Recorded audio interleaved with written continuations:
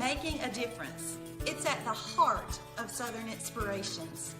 I believe we all have opportunities every day to make a difference. In our homes, our local communities, everywhere we live, work, and play. Let's dive right into today's Making a Difference conversation.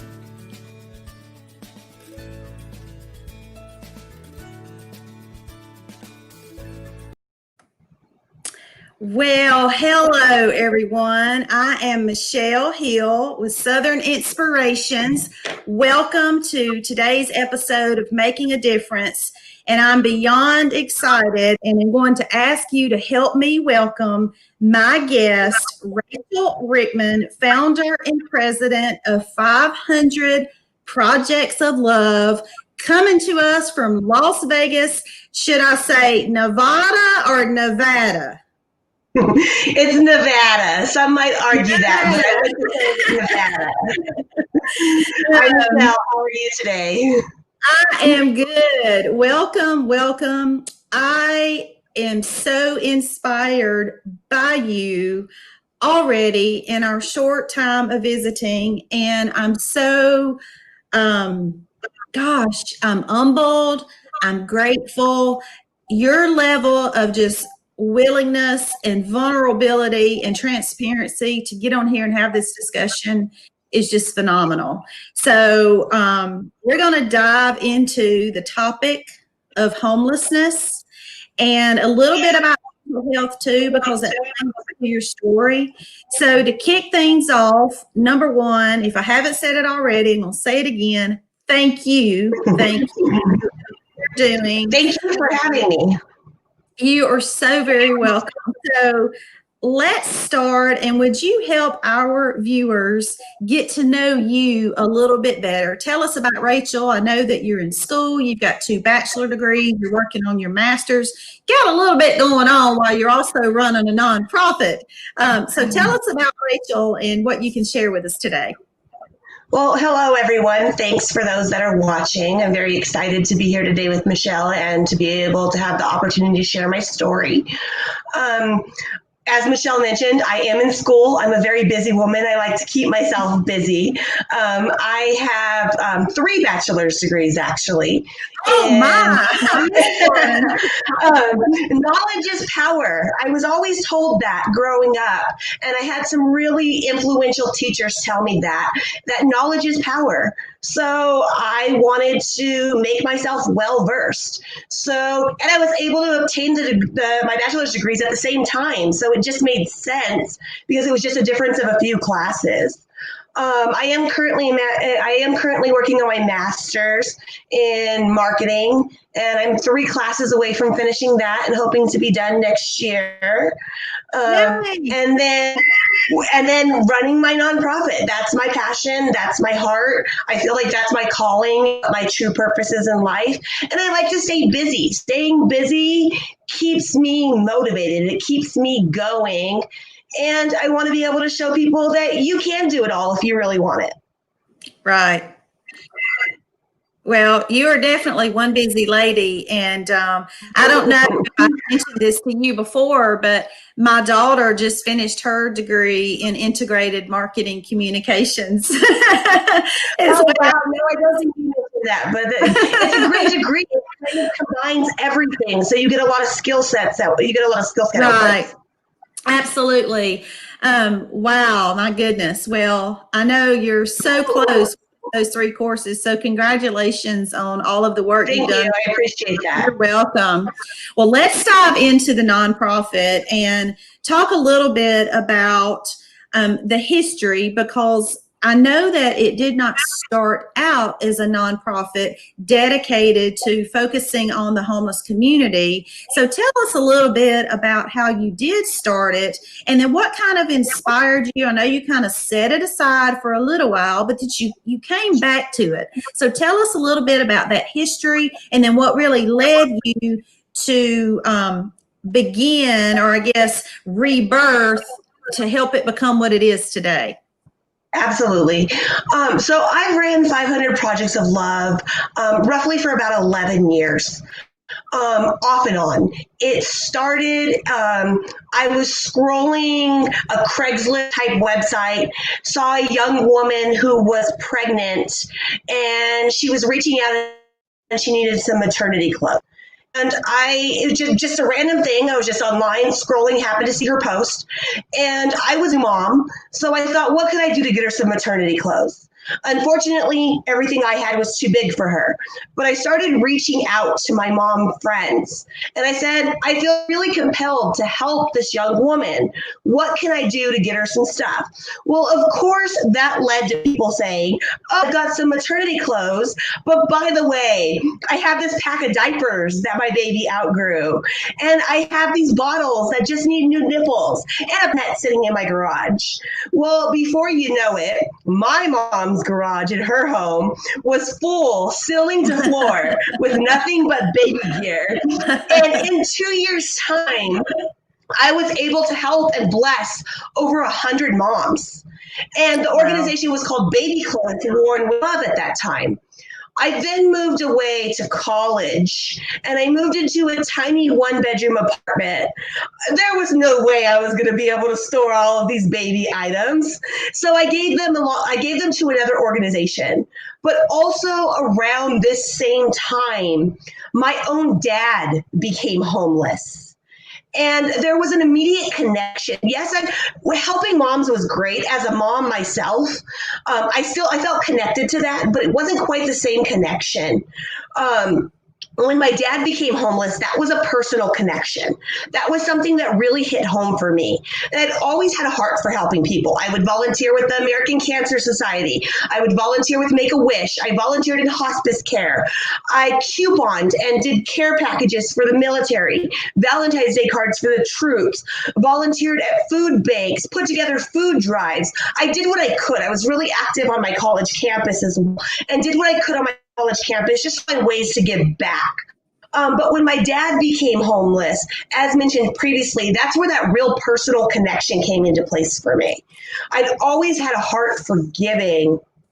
But I should also mention my mom is also a social worker. So I think that's part of where I get that heart too, and want to be able to give back to the community. It was a long road to get to where I am today. Throughout the 11 years, it was very project-based. I would do events when I could. I was one person. I had support around me, but not to the level of really considering myself to be official. I had a lot of challenges. I struggle with some learning disabilities. I was diagnosed as being bipolar. All of these things, as well as some chronic health issues I should mention I was diagnosed with as well. All of these things were challenges that were thrown in my way, as well as going to school as a double major, being a single mom, being on my own for the first time in my life, juggling classes, juggling at one point, I was working 5 jobs. I had 3 full jobs and 2 part-time with everything else going on. Yes, I'm crazy, I know. Like we started this, I like being busy. It motivates me, it keeps me going, and it helps my mental health to be busy. It's like, I like to say it's like medication. The busier I am, it keeps me going, and I thrive on that. So the progression, kind of all of this happening at one time, I did what I could. Like I said, I had a lot of challenges, but I did with what I could with the resources that I had available. Right. And there were times where years went by where I wasn't able to do anything. But I worked in the space that I had. I worked with the resources that I had available to me at the time. Then I graduated college in 2014. And when I graduated college is when I moved from California to where I am now in Las Vegas.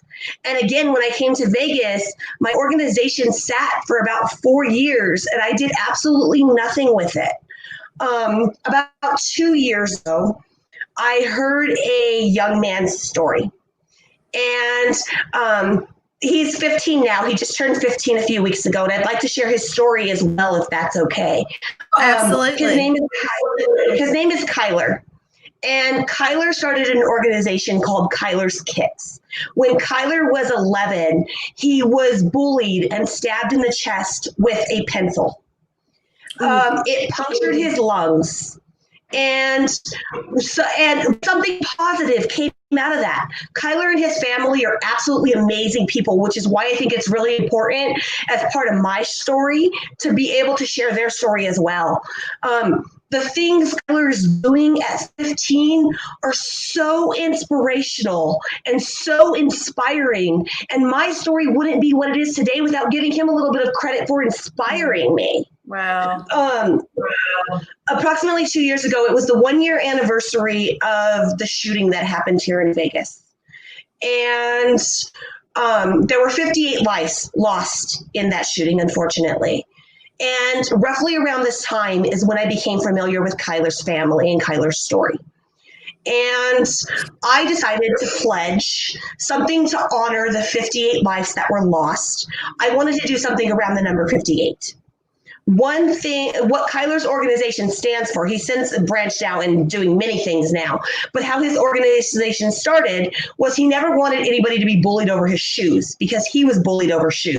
So he started Kyler's Kicks as a way to give back shoes to those in need. So I pledged that I was going to collect and donate 58 pairs of shoes to give back to Kyler. Wow. And within time collecting shoes, I ended up collecting 178 pairs of shoes. Oh, goodness. To date, I've collected 600 pairs of shoes for Kyler, and I've got about 300 more pairs in my bedroom right now. And I'm pledging to end the year having given Kyler 1,000 pairs of shoes. Oh, my goodness. That's phenomenal. When this kind of brought me back, though, to a moment of when I was helping that girl. All I was asking for was maternity clothes, and people kept trying to give me other things that then created this garage full of all these baby resources. Well, much like that, I had many people reach out to me and say, oh, I've got shoes, but I'm also cleaning out my closet. I've got clothes. Can you take the clothes? I've got this. Can you take that? I didn't know what I was going to do with it at the time, but I took it, and my house started to look like a thrift store. My boyfriend wanted to kill me for a little bit, but it was for a good cause. And so that kind of is what, after having 500 Projects of Love sit for so many years, that's kind of what inspired me a little bit to get more involved again after not really being involved doing anything for quite some time. I started teaming up with other organizations, and I started doing a lot of volunteer work with them. I did food drives for them. I did clothing drives. I did hygiene drives. I helped with their social media. I promoted their events. But this was kind of the start to being able to relaunch 500 Projects of Love. Also, roughly around this same time, my dad became very ill. Much of my adult life, my dad was homeless and on the streets.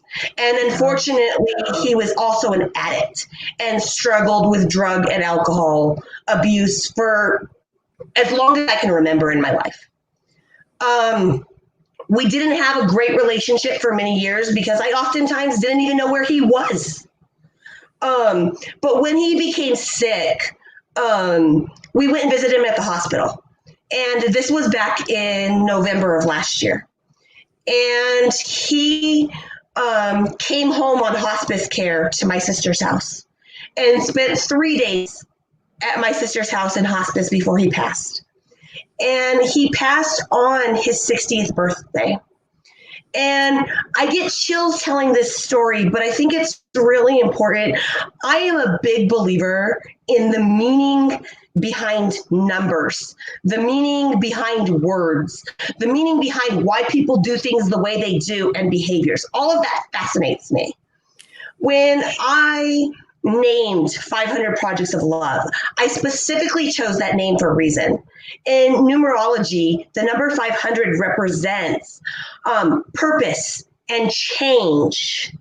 And I want to be that purpose. I want to be that change. I don't like to use the word clients. I like to use the word homeless friends. I want to build relationships with the people on the streets, to help them, to have them trust me, to be the change, to inspire them and to inspire others to want to be the change for other people.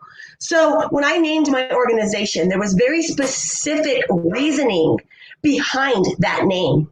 When my dad passed away, he passed away on November 20th, which was his 60th birthday. And he passed away, I get chills when I say this, he passed away at 11:20 p.m. on 11/20. I was on a bus coming back to Vegas for a Thanksgiving charity event I had committed to. And I get the text from my sister that my dad has passed. I planned on going back to California a few days later, but I had committed to this event, and my family understood and knew I needed to be back home for this event. I had to go up to the bus driver and tell the bus driver, I need off this bus. I need to return to California. We were still 2 hours away from Vegas. And I asked the driver, there were no other stops in between. I asked the driver to please make a stop for me because I had a family member that was going to drive out and get me. And the sign that I saw when I asked the driver to make that stop said 11 miles away from the stop. And I think that number is important because numbers are so important to me and mean something. I felt like that was a sign from my dad. I felt like those numbers, the significance of the numbers were telling me this was my time to do something positive. This was my time to not be sad about his passing, but to be happy that we were able to repair our relationship in our final moments, and to be happy to know that something positive could come out of tragedy. I went back to California for a few days, and then I did need to return to Vegas. I returned to Vegas. I completed my event. During that event, it was an event on Thanksgiving where I helped collect over 10,000 items for the homeless. Wow. We rented a U-Haul truck and delivered all of these items. I helped run the food pantry that day. And this then kind of also, it was like an effect. It wasn't really just one thing, but this then sparked something in me on top of everything else that now was telling me, if I'm doing this for other people, I can do this for myself. So I continued over the next few months to volunteer, to work with about 15 other organizations. I did their donation drives. I promoted their events on my social media.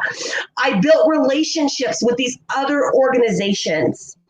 And I had a friend, and unfortunately, she passed away about a month ago. She had her own nonprofit called the Care Package Project, and her name was Taylor. And we teamed up and did a fundraiser together in March. And if it wasn't for her, that fundraiser is part of what gave me the funding to finally be able to file for my 501c.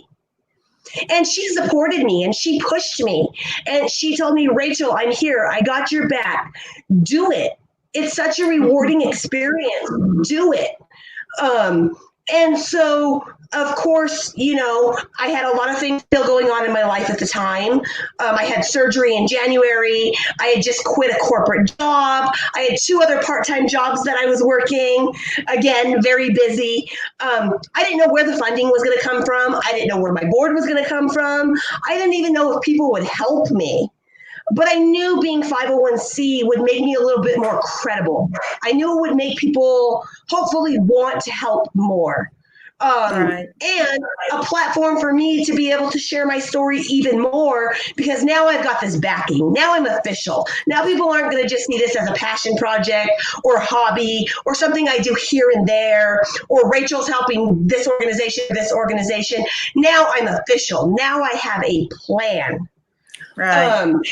I didn't know where those resources were going to come from. And then COVID hit and the world shut down. And I unfortunately was laid off from both of my jobs. So now I had time. Before, I didn't even know where the time was going to come from. Right. Now I had time.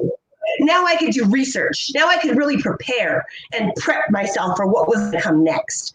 Again, I still didn't know where the money was going to come from. I still didn't know where the resources were going to come from. But then the government decided to give us this beautiful thing called a stimulus check. And I know all of these things were now aligning. I had the time. I felt like I had a message from my dad saying, this is your time to shine. This is your time to do this. I felt like I now have the resources because I spent the last 2 years building a team of people around me who have the same goals and the same mission. I had people supporting me. I had people willing to help me.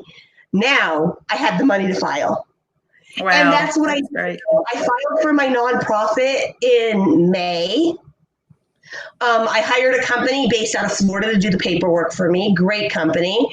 And I had my state approval literally 2 weeks later. I was incorporated in the state of Nevada on June 11th. I then took the steps to file with the IRS, and I got my determination letter on July 25th, stating that officially backdated to June 11th, I was an official 501c. Wow. And that was an exciting thing to me. With all the challenges I faced, I don't like to toot my own horn, but this had been a dream of mine for so long. Being able to help the community, being able to give back, being able to empower and inspire other people, which is part of my mission, being able to provide hope and just encourage people and accept people and let them know they are loved. Right. Is kind of how this all came about. And I have huge goals, huge plans for the future. But right now, I work with the resources I have.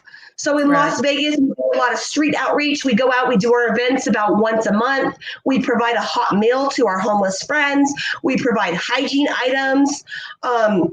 We hope down the line to be able to provide other resources to them, connect them with mental health resources if they need it, connect them with drug and rehabilitation resources if they need it. I'm teaming up with other organizations who that's their space, but having those resources available to be able to provide to that community when we're doing street outreach. We've given away suitcases, we've given away hats, we've given away clothing. As those resources become available, we take them with us to our events. But right now, kind of our main focus is trying to provide a hot meal and hygiene supplies and meet those basic needs. But it's also really important to me with some of our future programs coming up that are in the works. I want to also be able to provide meeting their social needs as well. I don't think people think about that very often. I think the basic needs are always supported, and those things are always going to need to be supported no matter what. But I want to encourage people that they can do, just because you're on the streets doesn't mean you can't have fun. Just because you're on the streets doesn't mean you can't have the same luxuries that other people have. So I've got some programs coming up in the future that I'm really excited about, where we're gonna really try and focus on the social aspect of being homeless as well, and through social environment, providing this new level of acceptance and hope. Wow, my goodness, you have come so far, and I know it probably doesn't seem like a short time to you, so I certainly don't want to make light of that, but you've done so much just compacted into this space of time and effort, and I'm overwhelmed in a good way. I know you were overwhelmed probably physically, emotionally, in every way you could be. But gosh, I'm inspired just from listening to you. And I love, Racheal, that you shared how others in your path along your journey of life have inspired you. And I think that's a big ordeal. And you'll see, the title and of this broadcast, as it is with all of my Making a Difference broadcasts, or it is inspired to be an inspiration. And that came to me about a year and a half or so ago, as I was praying my way through what my business, my organization, what it looks like and what I would represent. And like you, I believe that there are others that inspire us, but excuse me, we are inspired to go be an inspiration. And so I bring that up because you are walking that out. You are living that. Kyler inspired you. Your father in his last days inspired you. Your friend Taylor, who passed away, inspired you. Your mother, there's been others all along the way that have inspired you. So you're taking that energy, if you will, that passion, and let's be real, that hurt. You experienced loss from your father. And there was a certain amount of loss there, even in his life, because of your brokenness in the relationship. You've taken all those parts of Racheal and you've turned it into something beautiful to help those who are in difficult situations. I want to talk real quick about homelessness for what it is. And if you can share a couple of nuggets with us that you just think the audience, or just real important points that you think the audience should know. I know there's so much that can be said, and I'm so glad, Racheal, that you touched on the social part of it. And I think about the psychological and the emotional, because you're exactly right. The basic needs, that's the primary needs. We've got to get food, clothing, shelter, those things to folks on the streets. But beyond that, there's this whole issue of physical ailments and mental health issues and addictions, and social. We all have this innate part of us that wants to commune and socialize with others. And so I'm so glad that you touched on that, and I look forward to seeing your programs in the future. But back to just what I had just asked, what can you just share? What are just a couple of quick points that you can share with our audience that you just think, you know, if our audience doesn't hang on to anything else about the homeless community, what would you want them to leave this broadcast with? Absolutely. And I'm glad you asked that question, Racheal. I think something that's really important to understand is that the homeless are human just like us. That's one reason why I like to refer to this community as my homeless friends. It feels like that makes it more personal. It feels like that humanizes them a little bit instead of just saying a client. I mean, that's a great word for business, but when you're dealing with people, I see people as being more than a client. They're not just a number to me. I really want to build relationships with them and help them in any way that I can. I think a lot of people get the wrong idea about why people are homeless. People are lazy. People are addicts. People don't want to do anything better to help themselves. People that give the homeless food or money are just enabling them. All of those things in some capacity are true. There is no denying that. Are there homeless people on the streets who don't want to better their lives? Absolutely. Are there people who are not ready for treatment? Absolutely. Are there people who are lazy? Absolutely. It's inevitable. That does happen. But, and then if you take nothing else away from this conversation, and this is what I want people to do. Two things. When I help somebody, I am not helping them with an expectation. I am not helping them because, sorry, I'm tripping over my words. Let me think of how I want to say that. I'm not going into it expecting anything in return from them. If they're lying to me, if they're not ready for the help, you know what? I'm not thinking about that, because in that moment, I'm helping them because I feel that that is what I'm called to be doing. I am helping them with no judgment. I am helping them because they are human beings too. The second point that I think is really important that I'd like people to take away, if nothing else, being homeless is something that can happen to any one of us. The average American lives paycheck to paycheck. And with what's going on with COVID right now, we are going to see spikes in people losing their homes, people losing their jobs, people losing resources. We see that every day. Being homeless can happen to any single one of us. Let me say that one more time. Being homeless can happen to any single one of us. And I don't know about you, but I know if I was homeless, if I was on the streets, I would want somebody to not turn a blind eye to me. I would want somebody to not walk past me on a sidewalk and just look at me like I'm garbage and treat me like I am nobody, like I am nothing. I want everybody to take away, if nothing else, that compassion, kindness, love. That is the message I want to spread. It doesn't matter about your race. It doesn't matter about your age. It doesn't matter about your sexual orientation, your religion, if you have a roof over your head or not. If you need help and I am in a position to help you, it is my job as a human being to show love, to show kindness, to show compassion, to accept you for who you are, where you are. That is why 500 Projects of Love exists. That is what I hope project. And if you take nothing else away, I hope that's what you take away from everything I've said. Oh, Rachel, I've never counted how many episodes I've done because I've been doing this for a little over a year. This is the first time I've gotten tears. And on this platform, I've had multiple guests.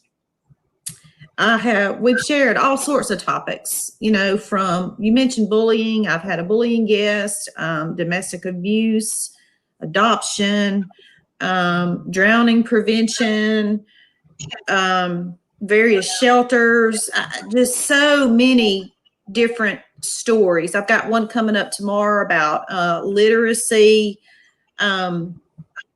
but I don't know. So I've not got. I don't up, at least not on air, not live to the world like you just had me teared up. And I think it's because across the miles, I literally feel your compassion, kindness, and love. And I'm purposely leaving that up there because I want that to resonate. And I really hope that others can feel that too.